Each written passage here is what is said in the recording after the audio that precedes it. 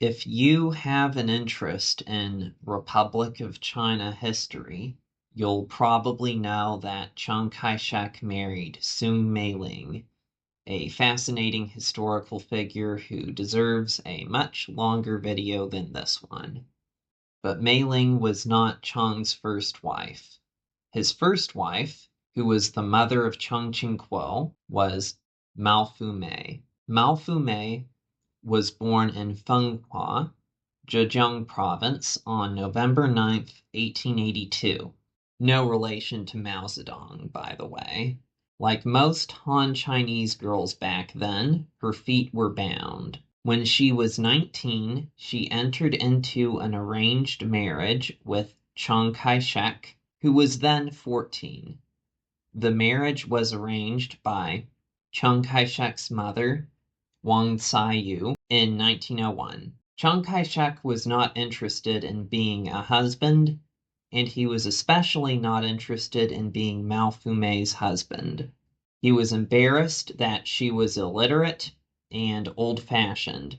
Their relationship was loveless, and at times Chiang was abusive. She did seem to have a good relationship with Chiang's mother, however. In 1906, Chiang Kai-shek went to Japan, and he did not bring his wife with him. Chiang's mother had visited a fortune teller who said that Mao Fumei would give birth to a son who would become a high-ranking official. Chiang's mother begged him to sleep with his wife, but he refused. So she threatened to kill herself, and he relented. But by the time his son Chiang Ching-kuo was born, Chiang Kai-shek had already returned to Japan. The birth of his son did not cause Chiang to pay much attention to his wife, or to his son for that matter. He returned to China during the Xinhai Revolution that overthrew the Qing dynasty. Chiang was interested in other women, particularly his two concubines, Yao Yecheng and Chen Jiru. The young Chiang Ching-kuo was raised by his mother and his paternal grandmother. Eventually, Chiang began to take more of an interest in his son. He told his son to obey his mother, yet at the same time, he was worried that she would have a negative effect on his education. His hatred for his wife did not die down, but out of respect for his mother, the two remained a couple. Shortly after his mother died in 1921, he divorced Mao Fumei. Chiang wrote to his brother-in-law that, "For the past 10 years, I have not been able to bear hearing the sound of her footsteps or seeing her shadow." Chiang Ching-kuo would later go to study in Moscow and become a committed communist.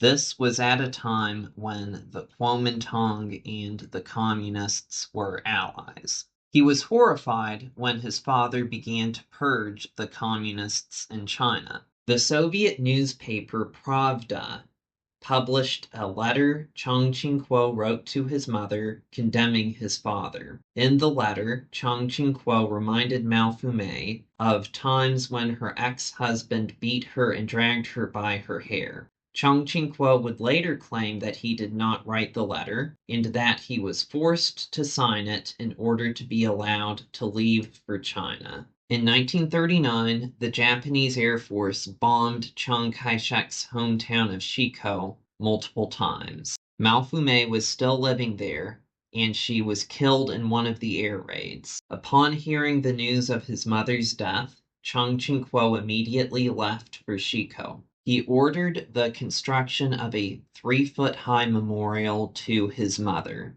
Inscribed on the stone are the words, "It takes blood to wash out blood." The memorial is still standing today. The purpose of the bombing was psychological. Shiko was not a particularly strategic city. In 1943, the city was captured by the Japanese. The Japanese commander and representatives from Wang Jingwei's puppet government swept the tombs of Chiang Kai-shek's ex-wife and his mother. They then sent photos of the tomb sweeping to Chiang Kai-shek and Chiang Ching-kuo. According to J. Taylor, who wrote biographies of both men, this was a gesture of goodwill but it did not have its intended effect. Mao Fumei was survived by her cousin Mao Bangchu, who was deputy commander of the Chinese Air Force during World War II. While in office, he accused Air Force Commander Zhou Zhiro of skimming money from the government. The accusations against Zhou were true, but it turned out that Mao Bangchu was even more corrupt. While living in the United States, the Republic of China government tried to extradite Mao, causing him to flee to Mexico, where he was arrested and imprisoned.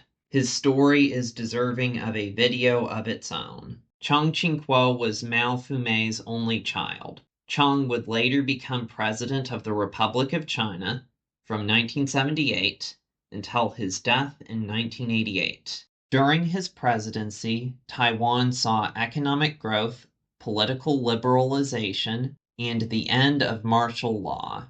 The most famous living descendant of Mao Fumei is Wayne Chung, who as of 2025 is the incumbent mayor of Taipei.